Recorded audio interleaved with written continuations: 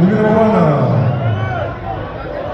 mchezo katika Mwenge, mchezo wa hisani kati ya mashabiki wa Simba dhidi ya mashabiki wa Yanga, muda ambao wachezaji waingia uwanjani kwa ajili ya kufiri uwanja, kitaalamu tunaita pitch clearing.